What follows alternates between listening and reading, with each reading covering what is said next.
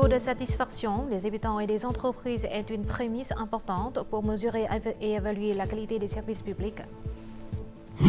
Le renforcement de la gestion fiscale du commerce électronique contribue à garantir un environnement commercial juste et sain au Vietnam.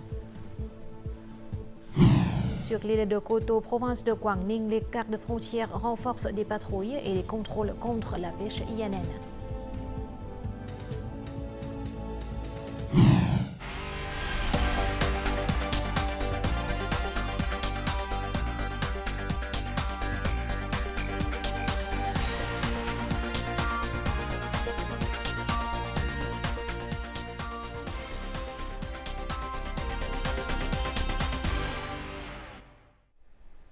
Mesdames, Messieurs, bonjour. Bienvenue à cette nouvelle édition du journal francophone. Ce mardi matin, dans le cadre de la 7e session de l'Assemblée nationale, 15e législature, les députés ont discuté du projet de loi routière. Ce projet de loi vise à promouvoir des politiques prioritaires pour le développement des infrastructures routières et à introduire des mécanismes innovants pour encourager la mobilisation des ressources sociales.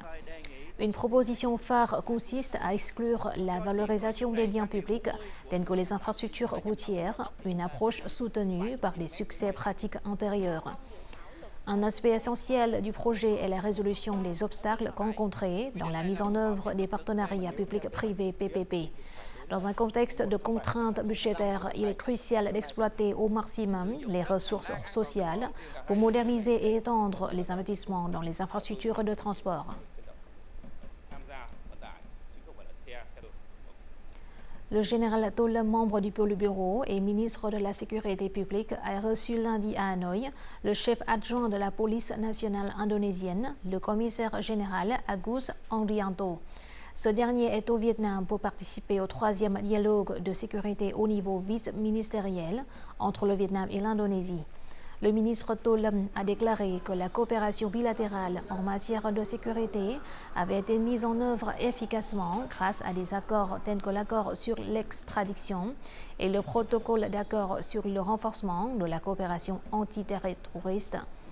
Les deux parties ont discuté de la coopération dans la prévention et la lutte contre la criminalité liée à la drogue, la traite des êtres humains, le terrorisme, la cybersécurité et la coopération dans la formation des officiers vietnamiens à rejoindre les forces de maintien de la paix de l'ONU, ainsi que d'autres questions d'intérêt commun. Selon les résultats de l'indice de satisfaction des services administratifs en 2023 (CIPAS) et de l'indice de réforme administrative par index en 2023, la province de Thái Nguyên au nord continue de se classer au 2e rang du pays en termes d'indice CIPA.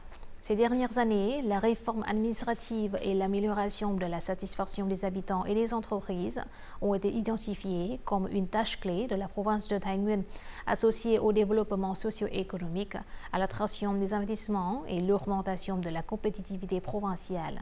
Tout de suite, les détails.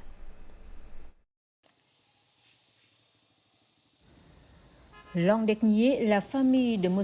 Hoàng Cao Nguyên a fait don de plus de 160 mètres carrés de terrain pour élargir la route intervillageoise. Avec la confiance et la satisfaction de la population, la commune de La Bằng est désormais devenue une commune exemplaire selon la norme de nouvelle ruralité. Les responsables communaux nous ont persuadés en expliquant clairement l'objectif du projet d'extension des routes rurales. Nous avons donc décidé de faire don d'une partie de notre terrain pour contribuer à la mise en œuvre de ce projet significatif. Auparavant, les routes intervillageoises n'avaient que 3,5 mètres de large. C'était trop étroit. Par conséquent, nous avons adopté et mis en œuvre une résolution visant à étendre les routes rurales jusqu'à 6 mètres de large ou plus. Les infrastructures de transport servent au développement socio-économique de la localité. Outre les infrastructures, la province de Thái Nguyên a également déployé des efforts en termes de construction de leur gouvernement afin de simplifier les procédures administratives et améliorer la satisfaction de la population. Selon les statistiques, 932 services publics complets et 718 services publics partiels peuvent s'effectuer en ligne à Thái Nguyên. Les procédures au centre d'administration publique sont très pratiques. Le personnel nous aide à remplir toutes les procédures en ligne concernant les activités de l'entreprise. C'est très rapide. Nous apprécions vraiment cette réforme des services publics. L'indice de satisfaction des services administratifs est évalué et mesuré via 9 groupes de critères selon l'évaluation et le classement du ministère de l'Intérieur. En 2023, Thái Nguyên continuait d'occuper la deuxième place sur 63 provinces et villes avec le taux de satisfaction de 90,29%. Ce résultat est le fruit d'une coordination étroite entre les autorités locales et les comités du parti pour dialoguer régulièrement avec la population et les entreprises. Les réformes administratives sont considérées comme une priorité, de la réception de dossiers à la remise de résultats. Tout doit être le plus transparent et le plus rapide possible. Dans les temps à venir, la province de Thái Nguyên continuera de promouvoir la réforme administrative et à améliorer le niveau de satisfaction des habitants et des entreprises. Cette satisfaction sera une prémisse importante pour mesurer et évaluer la qualité des services publics et des agences administratives de l'État. Le Forum des affaires France-Vietnam s'est récemment tenu à Paris avec la participation de plus de 100 délégués, parmi lesquels des dirigeants d'entreprises françaises, des experts économiques et technologiques de premier rang de France. L'événement était co-organisé par la Chambre de commerce et d'industrie française, le Forum des affaires France-Vietnam à Paris, le groupe FPT et l'ambassade du Vietnam en France. L'objectif était de présenter une image du Vietnam dynamique et doté de nombreux atouts en matière de nouvelles technologies. De nombreux sujets ont été abordés, tels que l'intelligence artificielle, la mobilité intelligente, les technologies durables et la coopération dynamique entre la France et le Vietnam. Les partenaires du Vietnam comme Airbus, La Poste et de nombreuses banques françaises ont exprimé leur désir de travailler avec le Vietnam sur des projets à long terme. L'Union européenne est le plus grand marché d'importation de fruits au monde, avec une valeur d'importation de plus de 70 milliards de dollars en 2023. Mais la part de marché des entreprises vietnamiennes est très limitée, avec environ 1%. Cela montre que la valeur et le chiffre d'affaires des exportations de fruits frais du Vietnam vers ce marché sont encore faibles par rapport au potentiel d'exportation du Vietnam, ainsi qu'à la demande d'importation de l'UE. Quelle est la raison pour laquelle les fruits vietnamiens n'ont pas pu encore conquérir ce marché et quelles sont les solutions pour surmonter les difficultés? La réponse dans le reportage suivant. Voici une chaîne française de supermarchés Grand Frais spécialisée dans la fourniture de produits frais importés, dont les fruits vietnamiens. Il existe plus de 50 types de fruits importés vendus ici, mais les fruits vietnamiens représentent moins de 10%, avec 4 types. Fruits de la passion, langane, papaye et fruits du dragon. Fruits de la passion jaune, qui est une nouveauté, c'est pas très connu en France encore. Je pense qu'au Vietnam c'est quelque chose de très courant chez tout ça.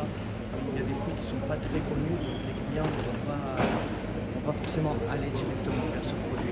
Nous on est là justement pour leur faire goûter, pour leur faire découvrir.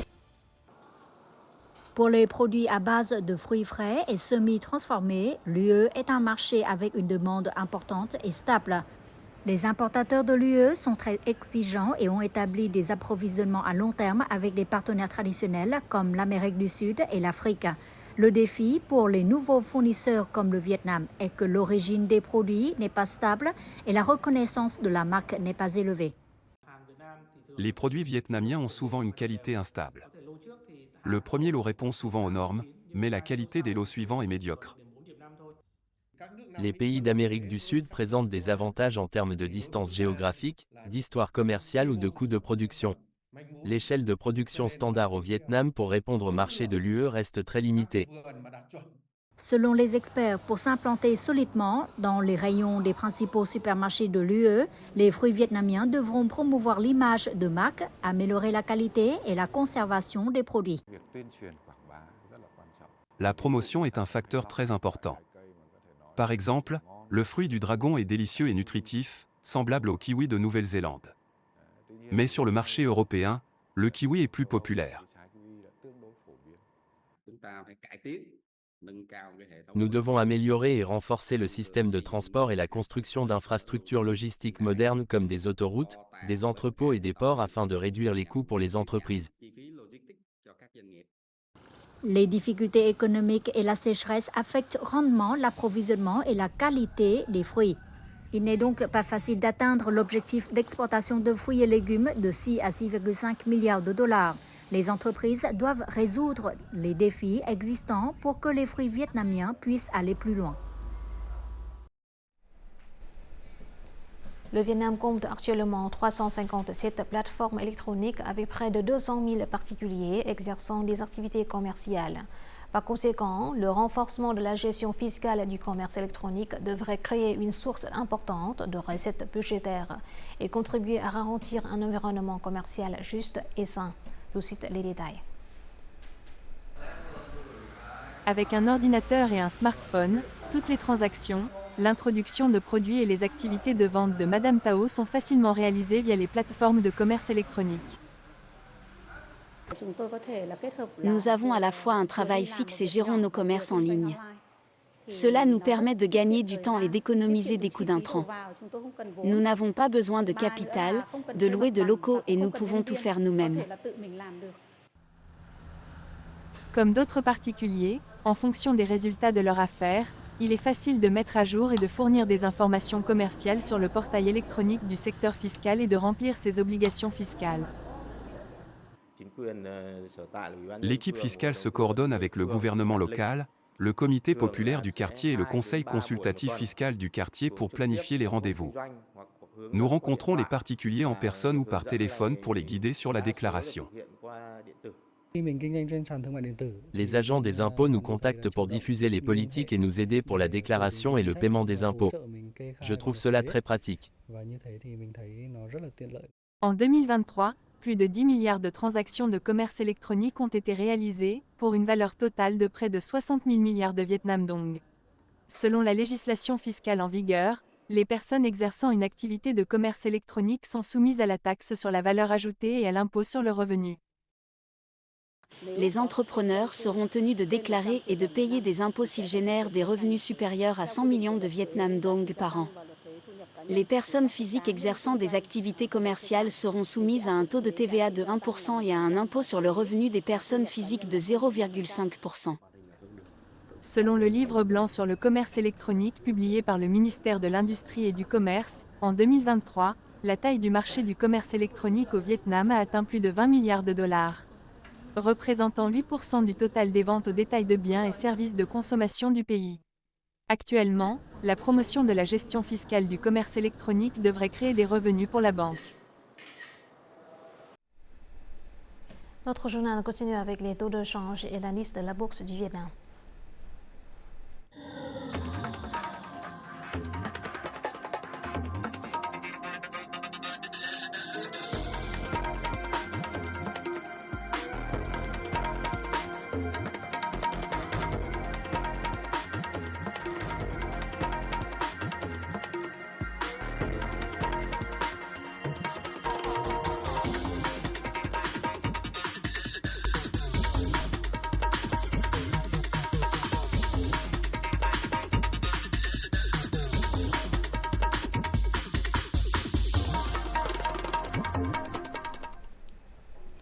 Le Vietnam s'est fixé pour objectif d'être neutre en carbone d'ici 2050. Les entreprises doivent éliminer les émissions de dioxyde de carbone dans les processus de production et mettre en œuvre des politiques de réduction des émissions.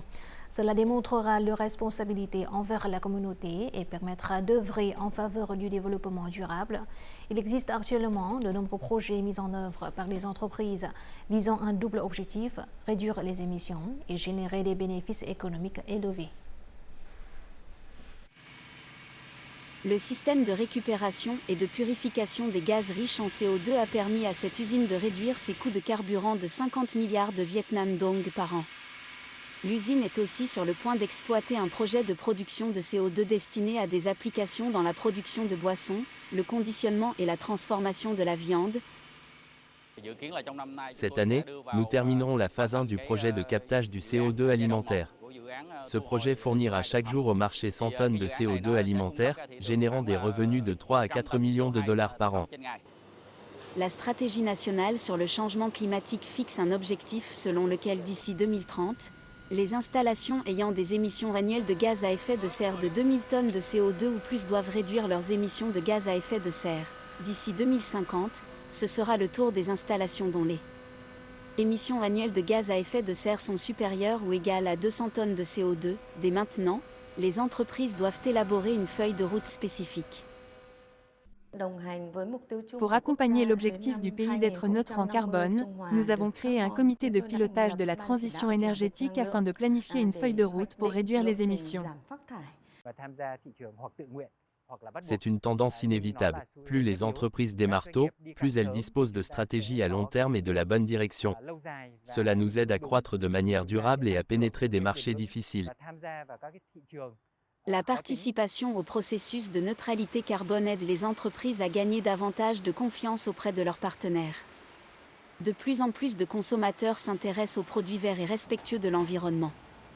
C'est également une opportunité pour le Vietnam de participer aux chaînes d'approvisionnement et de valeur mondiale. Afin de faire lever le carton jaune imposé par la Commission européenne concernant l'INN, les gardes frontières provinciales de Quang Ninh et le secteur de la pêche ont pris des mesures drastiques. Des patrouilles et des contrôles contre la pêche INN sont déployés régulièrement, ce qui permet d'empêcher les chalutiers et les pêcheurs d'opérer illégalement dans les eaux étrangères. Tout de suite, état de lieu sur l'île de Koh Tao. Lors de leur patrouille en mer, les gardes frontières de Koh Tao distribuent régulièrement des tracts, diffusent les lois et informent les pêcheurs sur la réglementation relative à la prévention de la pêche INN. Ils traitent également les violations. Les gardes frontières nous encouragent à respecter les réglementations. Je trouve cela très utile pour nous lorsque nous travaillons en mer. Nous avons tous une meilleure compréhension des lois et règlements concernant la pêche INN. Depuis l'année dernière, nous avons arrêté et traité 45 cas impliquant 45 sujets et 45 navires violant la réglementation de la pêche INN. Nous avons travaillé en étroite collaboration avec les autorités locales pour restreindre tout navire et déconnecter son système de surveillance pendant plus de 10 jours. L'île de Chen se trouve à moins de 5 km de la ligne de démarcation du golfe du Tonkin. C'est la zone de pêche traditionnelle des pêcheurs de la région du Nord. Les officiers et soldats locaux effectuent régulièrement des patrouilles, des examens médicaux et des distributions de médicaments aux pêcheurs. La plupart des armateurs ont été invités à signer un engagement pour ne pas enfreindre les réglementations INN. Les gardes frontières nous aident à comprendre la réglementation et notre responsabilité lors de la pêche en mer. Chaque citoyen doit contribuer au retrait du carton jaune de la CE.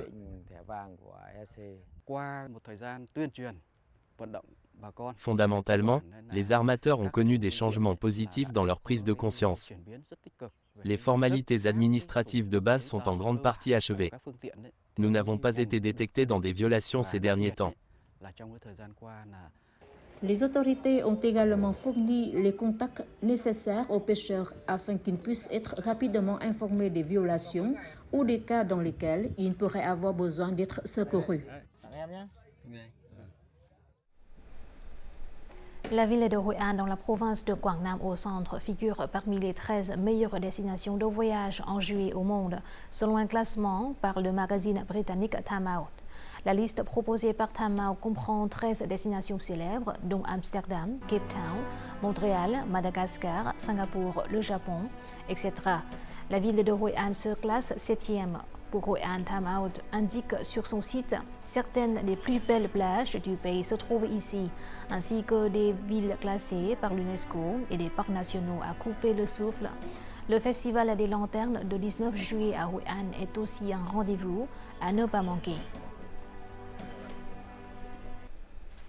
Le nombre d'Indiens voyageant à l'étranger a considérablement augmenté récemment et le Vietnam est l'une de leurs destinations préférées.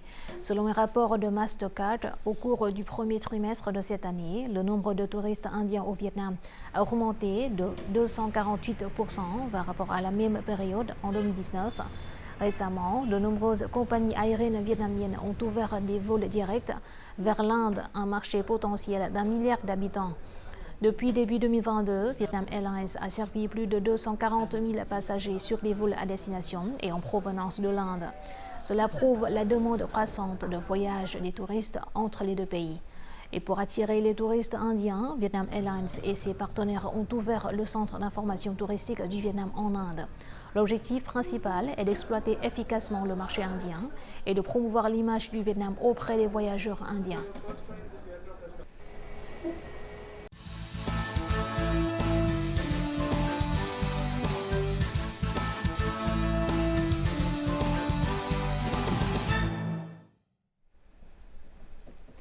La pratique traditionnelle vietnamienne du culte des déesses mères a été reconnue par l'UNESCO comme patrimoine culturel immatériel de l'humanité. Cependant, cet héritage semble peu familier aux jeunes générations. Par amour et désir de promouvoir cette tradition, un groupe de jeunes a lancé des événements multi-expérimentiels sur le culte de la déesse mère à Hanoï. Dans le reportage suivant, explorons comment ces jeunes insufflent une nouvelle vie à la pratique traditionnelle à travers un mélange moderne de poésie, de musique, d'art et de cinéma. Peinture, film, poésie et musique.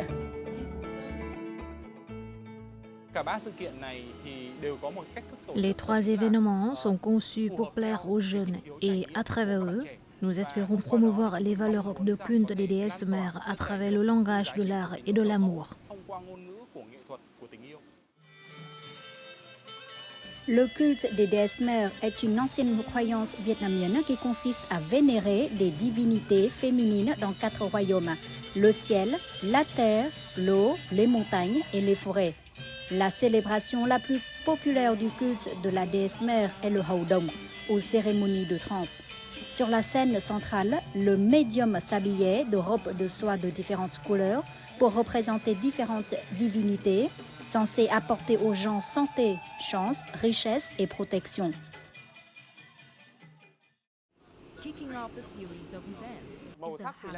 Les peintures Hang Chung sont des œuvres d'art traditionnelles vietnamiennes, particulièrement représentatives de l'art populaire de Hanoï. Dans ce genre, il existe un sous-genre d'offrande divine. Cette croyance trouve son origine dans le culte des dieux naturels.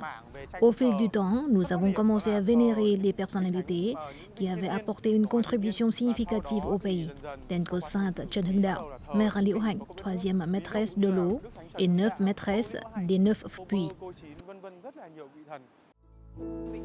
Je suis passionnée par la peinture. Cette activité me permet aujourd'hui de profiter de mon passe-temps tout en découvrant la culture populaire à travers les images des 9 maîtresses des 9 puits et de la 3e maîtresse de l'eau. Je participe habituellement à des événements organisés par les ministères, départements et agences culturelles. Cependant, cet événement est organisé par des jeunes. Nous pouvons dessiner tout en recevant les instructions des personnes compétentes. Après avoir découvert la peinture de Hang Chung, les jeunes participants se sont réunis pour une projection de film et une discussion ouverte sur le thème LGBT+. Ils ont partagé des histoires sur des médiums qui accomplissent le rituel de transe lors du culte de la déesse mère. La discussion avec les autres a amélioré ma compréhension du culte des déesses mères, m'offrant de nouvelles perspectives et connaissances. J'ai acquis une appréciation plus profonde des relations complexes entre les médiums spirituels et leurs fidèles, des liens forts au sein de la communauté et des valeurs profondes qu'ils trouvent dans la pratique.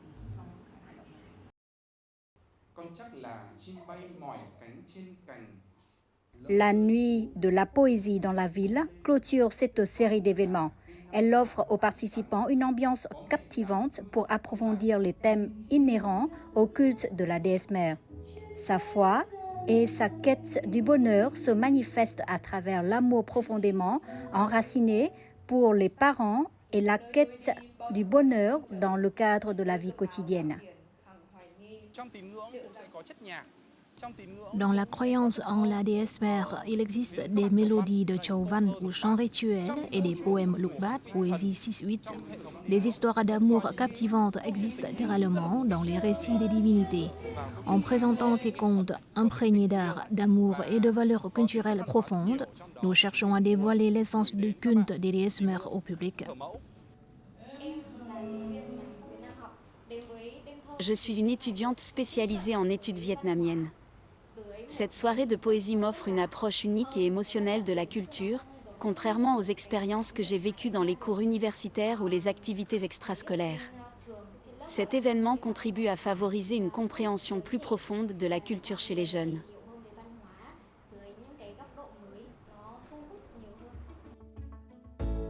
Peindre, écouter de la musique et regarder des films suivis de discussions sont autant d'expériences familières pour les jeunes.